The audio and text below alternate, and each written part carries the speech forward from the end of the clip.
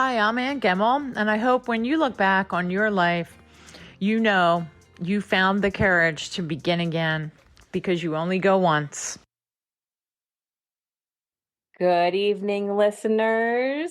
You are back with us for another episode of You Only Go Once. I am Eileen Grimes, and I'm here with my amazing, wonderful friend and co-host, Cheryl Cantafio. And we are so excited tonight to introduce a guest here on the You Only Go Once podcast, where we explore stories around the limited time we have on this earth to create a fully layered life. Without any further ado, I am going to pass it to Cheryl to introduce our guest for tonight. Thanks, Eileen. Entrepreneur, collaboration architect, and pragmatic futurist. Translator from future to present, from idea to vision to playbook. Builder of deep and intentional collaboration across sectors and systems. Leader of Philadelphia's Future of Work Policy Response. In 2016, led the equitable design of PHL pre-K program, which now provides thousands of children with a quality start to learning and life. In 2012, Anne Gemmell played a key role leading the effort to decriminalize marijuana in Philadelphia. She is a writer, speaker, advocacy, and policy expert and solopreneur. Everyone, please welcome Anne Gemmell. Thank you, Anne, for joining us. We're thrilled to have you here. Thank you, Cheryl and Eileen. It's a pleasure to be here. Thanks so much for having me. Absolutely. Yeah, we're so excited. There's so many. We were introduced to you by one of our previous guests and so excited to kind of get to know you. And that's, for me, this is what's really fun, is kind of learning about guests before they come on and seeing all the different things that they're engaged in the world. And it gets my brain going down a ton of rabbit holes. So I'm very excited to have some conversations with you tonight. So, Anne, tell us just a little bit about, the work that you're doing right now, and what's kind of lighting you up in this moment. Thank you so much for having me again. Good question, Eileen. So right now, in the moment, I am in year 4 now. No, still in year 3, almost in year 4 of building my own business, doing consulting work. And over the pandemic, like a lot of other people, I had a career disruption and decided to become trained as collaboration architect. So little did I know there's this science of collaboration, and there's a certain methodology for high-level strategic collaborations. And I was also starting to come into my own about my expertise and superpowers. When you sit down to start a business, you have to think about, like, well, what value can I create? Like, who is going to pay me to do what? Right. And so I had to do some, reflection about the change making that I had done over the previous, 25, 30 years or so, and really distill that into a business model. And when everyone said, oh, it'll take you 3 years to figure this out, to figure out your business model and the iteration, and it definitely has taken at least that long. But I think in this day and age, that's just a constant reevaluation, and constantly listening to clients and listening to, what do they see that is so valuable and how to replicate that. So right now, I'm super excited about the clients that I'm serving. They have a lot of things in common. They tend to be leaders of large institutions or large departments or leaders of governments even. So it's super exciting to sit down with people at that level and help them solve clearly defined problems. Yeah. And it's so interesting because as you're talking about sort of that thing in the pandemic as sort of the impetus for some of this, right? As we look at supporting these organizations, so I do consulting work also, the business world changed after COVID. So whether, even relying on the skills that we had in the past didn't even necessarily, they certainly apply, but there's new things being learned all the time. And so the evolution of what your business can even be now is fascinating and wonderful. And there's just so much room for expansion and growth based on what you can bring to the table. And I found that really fun to explore and kind of build towards, what your interests are. Yeah, I couldn't agree more. Right now, I'm trying to move the business from a space that just involves me and my skills and concrete services to a client around a defined scope, to really distilling my expertise and organizing it in a way that finds a niche market and, can generate, passive income and reach a market, well beyond the network of people I've actually met or who have heard of me or know what work I've done in the past. So the internet's a wonderful thing like that. Of course, there's drawbacks to the internet. It's been incredibly disruptive to lots of our ways of doing things. But one amazing thing that it has done is just allowed people with innovative ideas and expertise to reach so many more people, whether it's to help them or to create value for them or just to communicate. Yeah, absolutely. The communication piece is so key in that, right? And there's so many different avenues that you can go to do that. What drew you to government? So it's kind of an accident, actually. It's a funny story. I really was an advocate, a little bit of it, in advocacy, you're asking the powers that be to take action and make a change, right? Whether it's a law or redesign of a program or even just their talking points, right? Like change your talking points, talk more about this issue instead of that issue. And I was the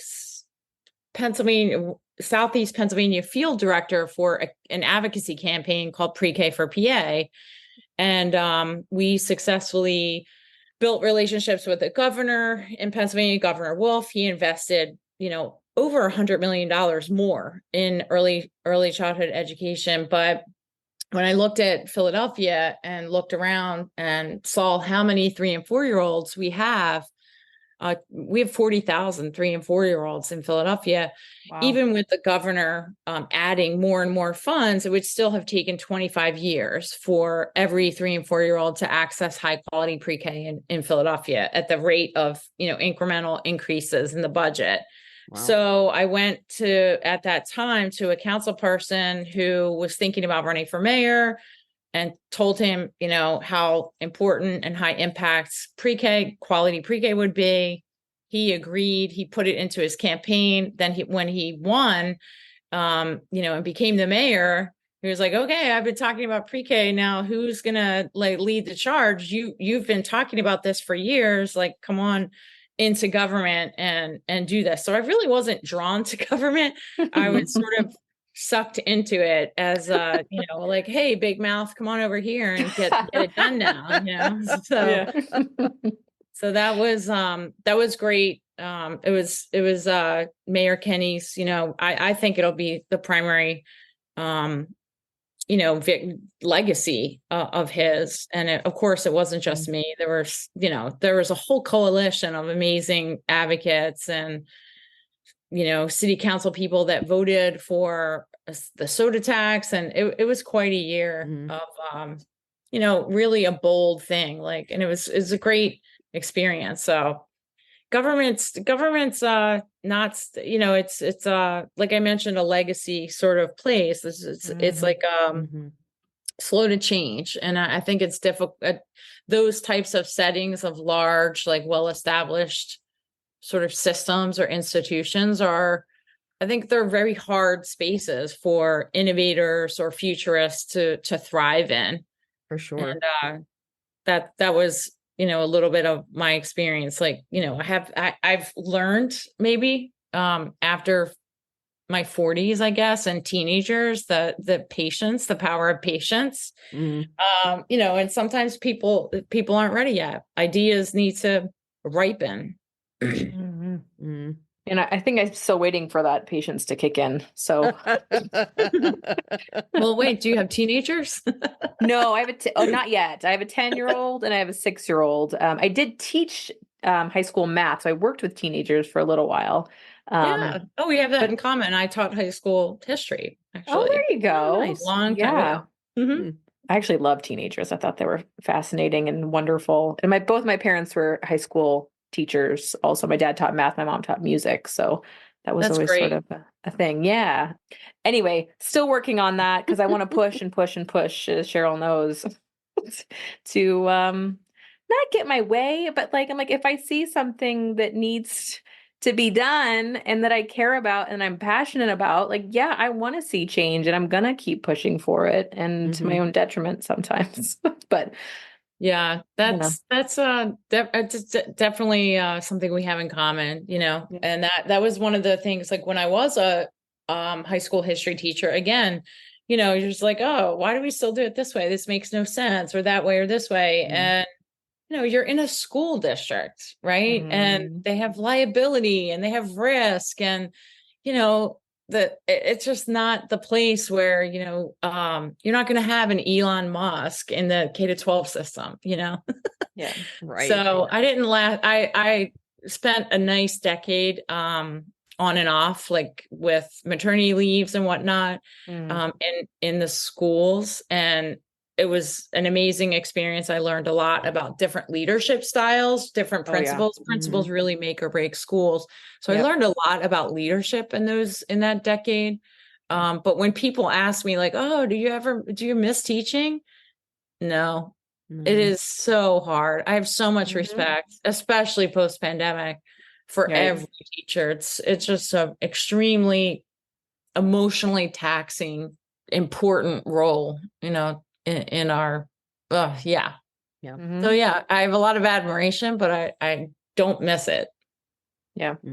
Yeah, I have to say, I have a few friends who are teachers, and they really went through it during the pandemic, and especially teaching, you know, where maybe not all the resources were readily available, so they had to improvise. And then even, you know, even knowing that not all, you know, that all kids learn differently.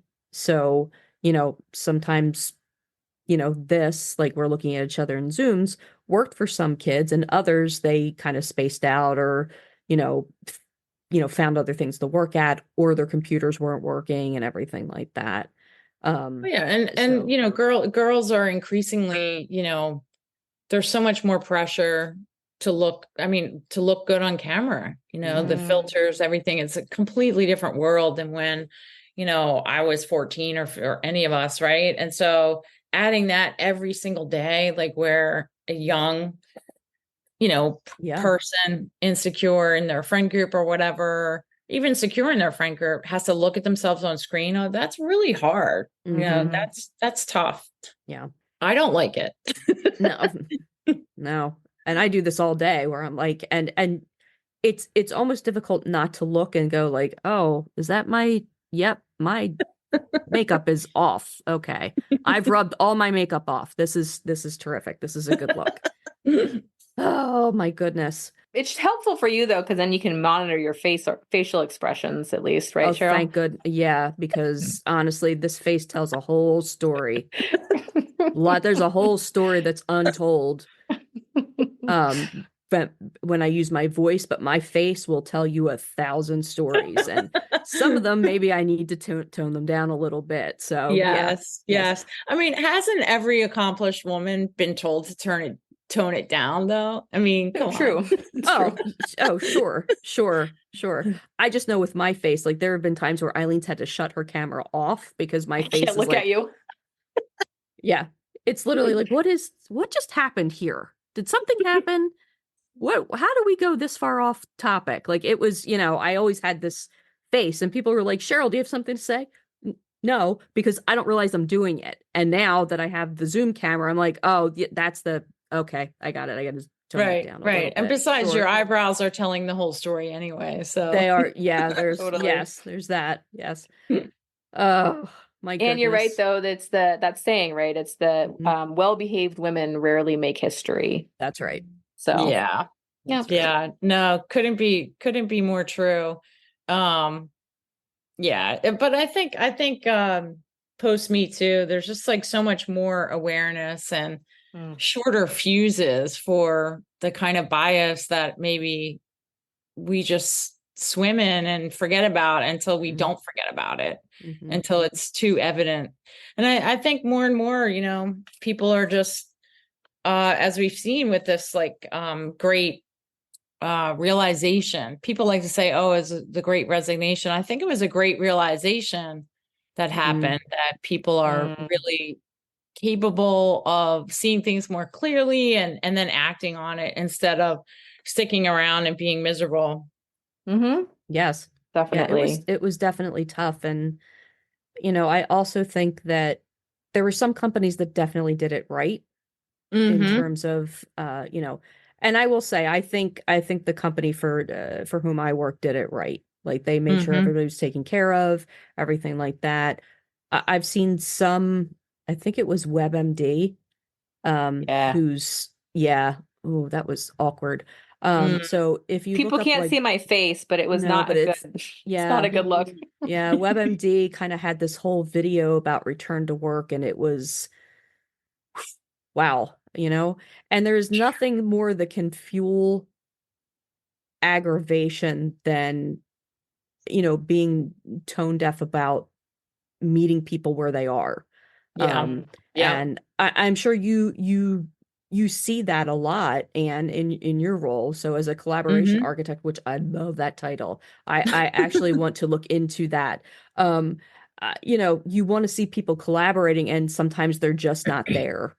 Um, would you say, how do I put this? What would you say is your method to your madness of getting people to collaborate? Well, I have to give some credit where credit is due. So I was, after I was laid off from city government during the pandemic, I lifted up a project called Future Works Alliance, which was really the first year of my consulting business. I just was having a little inertia with my career identity between public servant and private sector consultant. I wasn't really ready to drop the identity of public servant because really my whole life had been motivated by, kind of like the public good, the common good, positive change, positive systemic changes, teaching, right? And that project landed in the paper a few times because it was calling for more attention to the disruptions that were going to happen to certain populations in the labor market due to automation and AI. And this was in this was way before ChatGPT, a few years, no, not way before, a few years.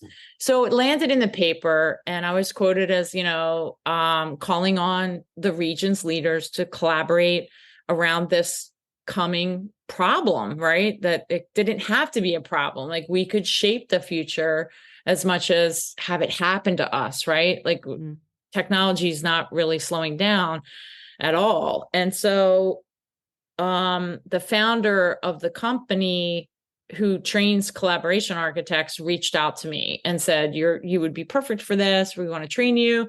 And they spent, several years distilling a methodology that, it basically encapsulates and there's a technology to support the best practices of collaboration. And I mean, the fact of the matter is people are very uncomfortable publicly disagreeing with one another, even in email. We struggle to disagree with one another. But it's in that disagreement that you actually can do the work to get to the place where no one will resist the change, right? That when there's enough alignment and enough agreement and enough clarity about the direction that any group of people are moving in, that's when you can actually create a lot of change. The project can be successful. You can reach your goals, right?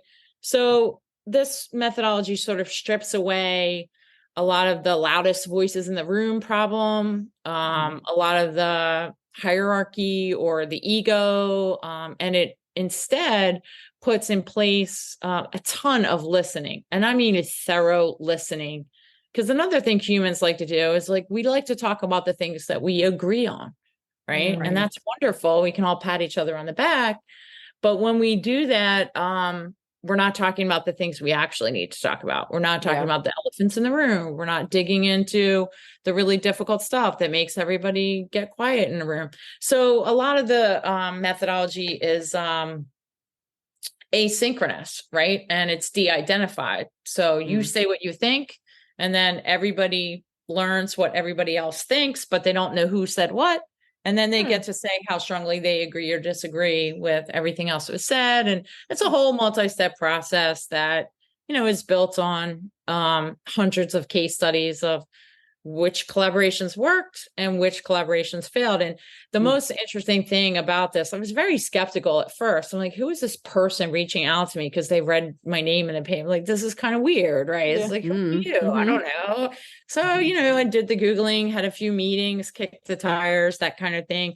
And when I actually sat down and did the course, it was incredibly consistent with what I call the art of collaboration, which my whole career had really previously been the art of collaboration, like coalition building, understanding different levers of power, keeping in mind the WIFM, right? Like, what's in it for me? Why am I at this collective table? Why should I help you reach a goal, right? All of those things were the art of collaboration, right? And I had kind of mastered that successfully. I mean, pre-K wouldn't have happened without the art of collaboration, right?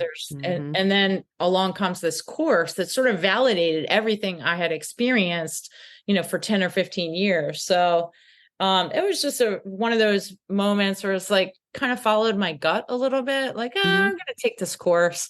Let's see what happens with this. And it's worked out pretty well. And it's not the only thing I do in my consulting service, my consulting business, but it seems to be one of the popular offerings. It's interesting. So we're having this discussion right now at work also. And it's, we were starting to talk about this before we started recording. But there's this article out on Wired, the title, "The AI Fueled Future of Work Needs Humans More Than Ever." Right. And so conceptually, right, like these things like collaboration, this people to people collaboration and empathy and problem solving, like active listening, all of those things are going to be the most essential skills for humans to have in an AI world. Right. And I think that that's so profound. Our humanness is going to be the most important thing for us to be able to do and use and be employed by going forward. And I just like what you're saying, like those things are so key into this world of AI. I mean, we say, the future of AI, we're in the future. It exists. It's here. It's right? here. Yeah. Right. We are on, I feel like we're buckled in to a roller coaster that we're not quite aware of how fast it's going to go or how tall the loops are going to be. I have 3 children, and well, they're not children. They're 27, 23 and 20. And, I'm worried that that's the generation, I think, that's going to live through the churn. I think everything's going to be a little volatile and somewhat chaotic for a while. I mean, you can just look no further than what technology has done to politics. I mean, social media alone has completely disrupted the skill set that a candidate needs on the campaign trail versus the skill set that you need to govern well and manage like large bureaucracies, right? Like those two skill sets used to be very close together, and pretty much 90% overlapping. With social media and the age of misinformation and the fragmentation of journalism and media, the skill sets of what candidates, to win an election, that team and that candidate needs entirely different skill sets than what it takes to govern effectively. And so we haven't caught up, right? We haven't caught up, and it's just disturbing what's happening, to say the least. So a lot of institutions and systems are going to have similar disruptions, and it's going to take a minute, like meaning I think it'll take a generation for our institutions to reset and adjust. And I couldn't agree more that, it's only, there's a great book, Only Humans Need Apply. It's probably on my shelf. I read it, I don't know, like 4 or 5 years ago. But yeah, that researcher and author said essentially the same thing, that that the things that make us uniquely human are going to be the most important things. But I also I would also add to that you have to understand human nature too. And Yes. that's something that, you can't do. I think that's something that's kind of harming the kids that are in college now, is like that isolation that they had in high school. They lost out on some key developmental years. And maybe the other, that's just from my experience anecdotally, there's probably other kids that, are missing something that they normally would have gotten, if not for the pandemic. But understanding human nature, because we're not going to be able to understand the impacts of technology unless we really think about how are humans going to receive or embrace or reject different iterations of technology. We don't know. Yeah, absolutely.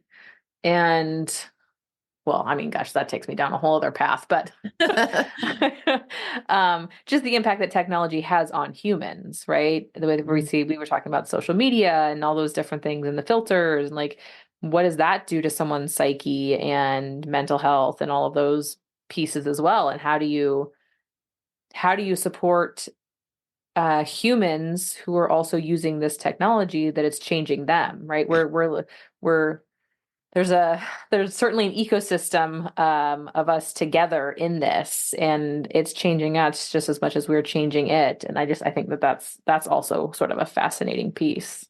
Definitely. Like even just cervical vertebrae, people are getting like our bodies are getting changed from looking at the phones all the time. It's like we are so in it. And there's people who are very self-aware about what's happening, and then there's others who are just kind of going along with the technology that's around them, right? Like you're in this pool and you're swimming in it, and so it's very hard to kind of discern, like, how do you adapt and also remain self-aware about the potential negative unintended consequences. It's really, it's a really challenging time, I think. And if you've ever gone on I don't know if any of you have removed apps from your phone, but it's pretty freeing. Like I worked for Service Employee International Union, SEIU,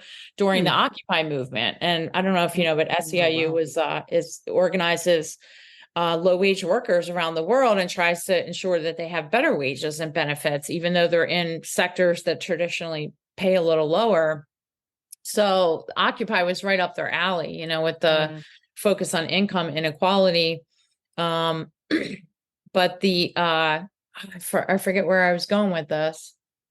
But the Occupy movement really,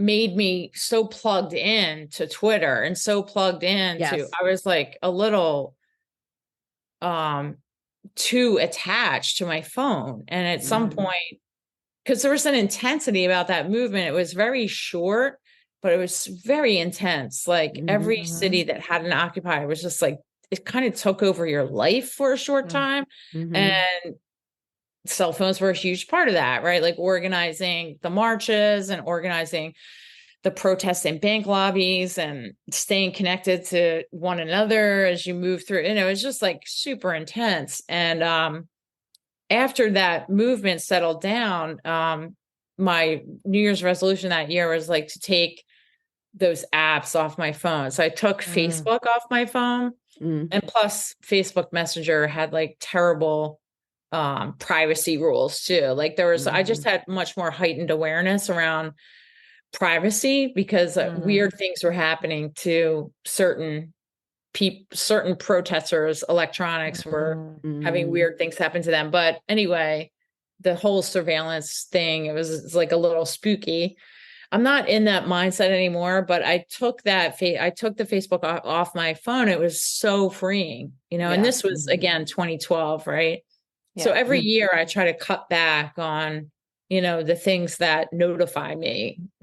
So just to protect my time. And I think that it's impossible to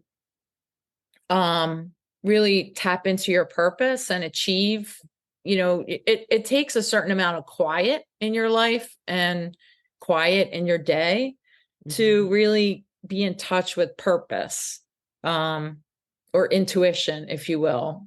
And so all those distractions really pull at that. And I think they undermine your time first and foremost, but worse than that, the notifications and the distractions undermine your ability to tap purpose. Absolutely. Yeah, it definitely grabs attention. I know that, for a while I was on the doom scroll struggle bus. Like that was, even if I was trying to watch a film, I would be, I would look something up and then it would just trigger something else and I would just keep going. I think it does, it's almost like a detriment to your attention span too. From the perspective of you really need to focus on this. This is important. You're like, what's on there? What's happening? And I don't know, like, you said you have 20 somethings now. What's the advice that you give to them to help them kind of stay focused? They've actually, interestingly, they've really limited their own social media. So except for my youngest is like an Instagram and TikTok junkie, but my older two really weren't big social. They kind of were leery of it and didn't really, they're more spectators. They don't let it distract them all that much. But the advice is the advice I just shared, to just be aware that and it's hard for 20 somethings to hear that, that time is your most precious resource. And, because they have it, they have it to squander. I guess when, I think it was when my oldest turned 10, I was just completely astonished that a decade had passed. And I remember just being really freaked out that a decade had just passed, in the blip. And that was like the beginning of my kind of freakish attention to hours in the day. And also my willingness to like sleep less and just kind of be a weirdo about like who did I give time to? Why did I spend time on things? And of course, like we all fritter hours away. No one is innocent from that.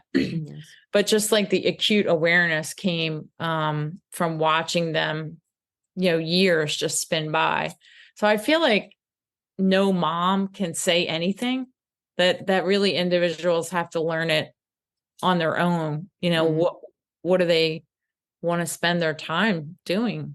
I mean, and that is really life. Like, and I think that the biggest thing that I talk to them about is like, I do believe they were here for, like, you're here for a reason. I'm your mom for a reason. You think I'm the biggest pain in the ass you've ever met, but you picked me. Like, we're stuck here. We're in this life, and, so I just constantly talk about purpose and intuition, and it's, they roll their eyes but they'll get it someday. Oh, Anne, we are.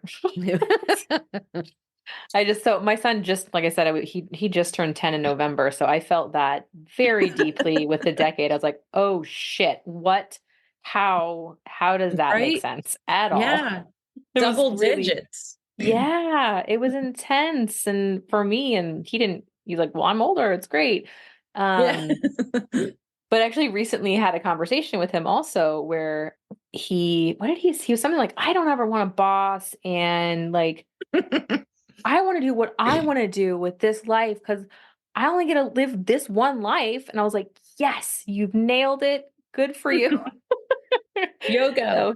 Yeah, exactly. Right. And so that's the part of it. And Cheryl and I have talked about this before too. For me, like I go through these phases of, like consuming and creating. And there are just the times where I'm like, I feel like I'm just seeing everyone else's stuff. I want to put something out into the world. There is something that I am feeling the need to, because it's just, I feel full of all of the stuff that I've just, whether it's the social media or even reading sometimes, where I'm like, I've taken in so much. It's time for me to now put something out into the world, whatever that may be. And I don't know, I just like, I have to tap into my own body for getting that knowing, and then allowing the space to create whatever it is that's kind of calling to me next, which is part of this podcast. That's awesome. I feel like writing. So I constantly, when I was, I don't know, grade school, high school, I learned about the flow state playing basketball. I played basketball day in and day out. And it was just, I just loved the game, and it ended up paying for college, and that was wonderful and everything. But that learning about that flow state at such a young age, like you're constantly looking for, like, nothing is good enough unless you're tapping the flow state, And so the adult version was sort of writing, writing gave me the flow state as an adult that basketball gave me, as a teenager and young, like a college. It kind of wore off in college. Honestly, the game meant something different for me then. It was more like felt like the army in college. Like after, you work so hard to get the scholarship, and then you're like, oh my God, really this? And so, but writing gives me that flow state, and you don't even have to publish it. It doesn't even have to be for other people's benefit. It's really just for clarity. It really forces your thoughts to crystallize, because that's what, to me, that's the benefit of writing, is that it selfishly puts me in the flow state, but also, really helps ideas develop much, much more fully. Do you journal? Because that's certainly something that helps me. Yeah, I do. I used to, when my kids were really little, I was like, oh my God, so many funny things happen every day. And I'm like blurry eyed at the end. So I have some journals from when they were little, and then put it down for a while, but then picked it up again, just like a basic, gratitude journal.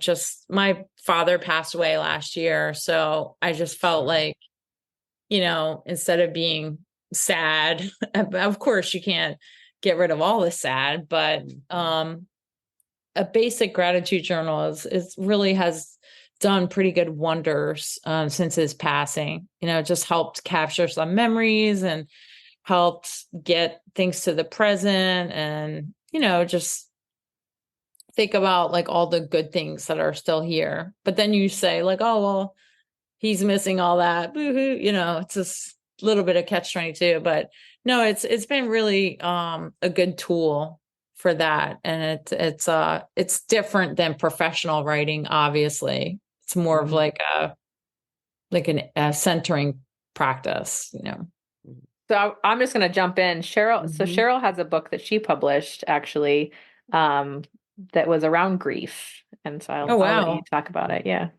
Yeah. So my mom passed away back in April of 2022 from pancreatic cancer, and I admittedly didn't handle it well.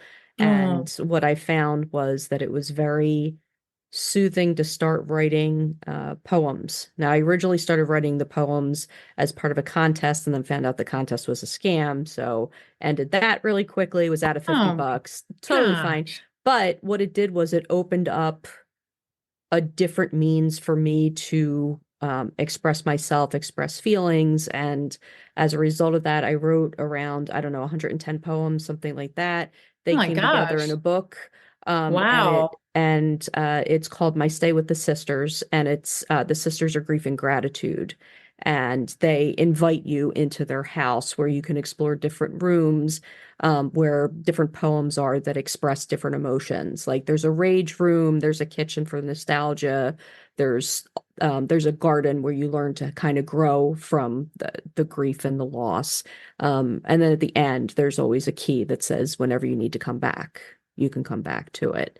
So Oh my gosh. I find the whole I love that you're a writer, and I love that you talk about things like future proofing and things like that. And I'm also very encouraged to hear that you journal, because I do think that there's an important element to that as well. And I think that, sometimes I don't know if it's so flow state. Thank you for that information, because I don't know if it was flow state, but for me, I find it like if I get something in my head, I have to write it down. And like my notes app is like my favorite thing, because I'll just jot that Yeah. down, and then eventually it'll make its way into Word. So, yeah, that's very cool. That's very cool that you use the journaling to kind of get it out. And that time is short, and that's the overall thing that gets burgled from us when things like that happen, when you lose the loved one. So I'm very sorry about the loss of your dad. Yeah, I'm thank you for that. I have to admit, as soon as you said pancreatic cancer, I thought, oh my God, that was fast and sudden. So I know that was really hard. My dad had mesothelioma, and he had a little bit of time where we knew his life wasn't going to be as long as we thought it would be, but it wasn't weeks or months. It was, so yeah, thanks. And it's really ironic, grieving your book, it's grief, the sisters grief and gratitude, and that's kind of what brought me to the journaling too. That flip side of the coin there. Yeah. It's that, I learned a lot about things like anticipatory grief and then complex grief. And it's for me, I was hoping that with the book we could, make a connection to others and let them know that they're not alone. And yeah, so it's the little book that could. And the great irony is that I never would have written it probably if my mom hadn't passed, and that was that was tough. But I do, she was always happy to read whatever I wrote, and some of my stuff was downright goofy. But this was just a way to just kind of honor her as well. So, yeah. I feel like I have a book in me, but I can't decide if if it would be personal or professional. I'm still kind of, there's a lot of things written down in a lot of different places. And, again, like just figuring out, but I definitely feel like that's a part of the future for me. It's like I feel like I have a book in me, and now that I've said it, I probably jinxed myself. Yeah. No. Do it. Even if you putting write it the out to world's the universe. That's right. That's right. And you know what? Every first draft is the crappiest thing you'll ever write. Oh, I know that. You know what I mean? Like that's, so you just kind of have to put it out there and see what happens and where it takes you. So, yeah. Yes. Yep. I think it's going to be built slowly, like on a website or LinkedIn posts or whatever. Pull a thread together. I mean, even the future proofing columns, like after, they were all like 20, 21, 20, a little bit in 22. And then, so, all of a sudden you look back and I had like, 15 or 16, and that particular publication that was posting them, they really went for long form. So, I mean, there's definitely enough there for, that I have it in me. Like I can write the volume, right? It's just organizing it in a way that matters, that anybody would read, right? Yeah, Cheryl and I have been talking about creating a book from just even these podcast episodes that we've had, and finding themes and bringing out some of that stuff. And so I said, I have my math background. So the data nerd part of me is like, okay, well, we can make a table and we can make an Excel spreadsheet, and then we'll put in themes from the different episodes. So I guarantee you've got something. I guarantee that there's something there that can be shared with the world. And I'll read it. You just let me know. Yes. 100%. I think one of the interesting things about like the world that we live in, and the world that our kids are going to grow up and thrive in, hopefully thrive, is that, everyone talks about lifelong learning and the mindset of continuous learning, continuous acquisition of skills, like always sort of like, I I don't know if it's really sunk in to the majority of people, you know, in the workforce, or even people generally, this whole lifelong learning thing. It's a lot easier said than done. But the flip side of that is that you are going to shift identity quite a bit. And that is really hard for humans to do. And I speak from personal experience, right? That, you know, just like that transition from a college athlete to not college athlete. Well, what are you now, right? From not a mom to a mom, from a teacher to like a you know, activist, right? Like all these different shifts that I think is I'm a little atypical for Gen X, but it's very typical, I think, for millennial and younger people in the workforce, like these different jobs, different industries, like moving around. And it's that, like, where does that sense of self come from if you are someone who defines yourself by how you make a living, or, you know, where does that confidence or courage come from to just shift identities and keep changing, you know, your sense of self? I think that's a skill set our schools probably aren't teaching right now, right? Like how to shape shift without having, you know, anxiety or crisis. I would pose to that maybe it's not an identity shift, it's an identity centering and coming to a more close version of who you understand yourself to be. Because I mean, look, in our 20s, I didn't know who I was. Not really. Like I was figuring it out, right? And I think technology is a piece of some of that, right? Where there is access to knowledge, there is access to new ways of knowing and exploring some of those things. And you know, my kids are actually in Montessori school because I wanted them to learn how to learn. And for me, that was one of the most important skills. Like if you're just told you have to meet these standards and do this, like this is where you're at every single day and blah, blah, blah. Like for me, the Montessori method was just so wonderful because it is that it's an exploration. It's a lifelong exploration of learning. And to have access to that, and to, at least this is for me, I'm an older millennial.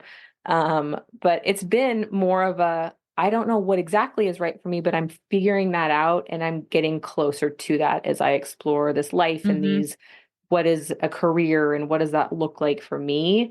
That it's not necessarily a shifting of who I am. It's a better understanding of what I can do in this world based on what I've known, learned, and experienced. Yeah, no, love that. That's great. I think too, it's like, I think the hardest thing obviously is just failing. And even harder than that is like failing in public, right? Like I've done that a few times. And that was super hard to go through, but it was also led to some of the best transformations, like some of the richest transformations for, you know, reaching the next level, right? It really was hard to be in it, you know, some of the shifts, like just, you know, can't even, you know, and when you start a business, people say like, well, you know, you'd fall on your face a few times. Like, and that was like the greatest thing about starting a business, not falling on my face, but the greatest thing about it was getting comfortable being a beginner again. You know, you reach, like I was at a certain level in my career, I was like expert advocate, and then, you know, went into government, created, you know, did really good things in government, like work on understanding the systems, like working in cross collaborative ways, like did really good things, and then laid off. And it's like, okay, I've never started a business before, but I knew it was now or never. Yeah, right. Start a business. What I underestimated was just the challenges involved of being a beginner in your early 50s, right? You're that's not comfortable. But that discomfort was so good. Like climbing those mountains of discomfort and climbing those mountains of being a beginner again and working through that sort of like mental work of it was like invaluable. And it really, I guess it was a combination of the pandemic and then that experience of being a beginner again. It really forced me to detach like my value and contributions professionally from the income that I was able to earn in the early years, right? It's like I get to decide my value, you know, and it's okay if I'm not earning. I just started a business. So even though everyone tells you you're not going to make, you know, the same, it's going to take you a few years to get back to your income level. Like you need to mentally prepare for that, blah, blah, blah. I didn't believe them. And then I was frustrated by that. And then I got so many good, transformative lessons from that I'm carrying through now, even though I earn more in my business now that I did, you know, in a payroll position, but those early years were dark. Like they were talk about struggle bus, right? Being a beginner, you know, living in this space where we all attach, you know, our earnings and our value are equated. It's not the case, you know, ask any mom, right? Like, how about that unpaid labor, right? So that was really, those were huge lessons. And I'm really glad that I pushed through the dark days, the struggle bus days. Sure. Yeah. We're already over time. So we just want to be conscientious of your time. Also, back in 2020, I wrote my own eulogy, which is why so many things have changed for me. But I also went on I also went on an exploration of defining success, right? Like what the hell does success actually mean to me? Not what I thought it was, or not what I've heard it was, or, you know, whatever. And so for me, I looked at all the different dimensions of what success can really mean for me. And like impact is one of the things that matters for me. And, you know, there's financial, there's all different ways of looking at success. And I think that it sounds like you've also had an exploration of that doing this work too, and kind of going through that it's like, success isn't just the money, right? There's so much more to it than that. Yeah, actually it's really interesting you say that, because money, if I'm honest, money was never really a driver for me. I was a teacher, you know, and I always cared much more about impact. And I just wanted to be, you know, compensated fairly and like have a respectable compensation. I didn't want anybody to take advantage or whatnot, but that was never my main driver.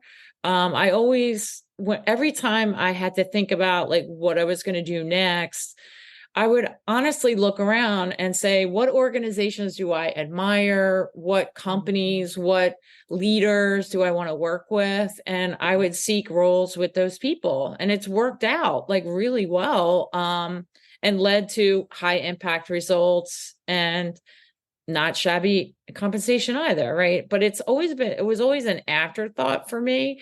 And that was one of the biggest problems that I had stepping out into private consulting, because it can't be an afterthought when you're in business for yourself. Like you can't just focus about the impact. You have to, so that was a lot of growing pains too. Like what are your rates? What's a fair compensation? How is this going to be viable for me? Right. And so I wanted to do, and that was, you know, when you work for city government and someone calls you and says, hey, can you help me with this? You know, this, that, the other thing, the public servant culture and my approach was absolutely, let me take an hour or two and help you out with that. Right. I had to consciously undo that. And then get to reality where it was like, okay, I'll have sure, we can have coffee. Okay. You can't have 3 coffees. Like, where you, hey, can I pick your brain? No, No. not Yeah. for the Yeah. Right.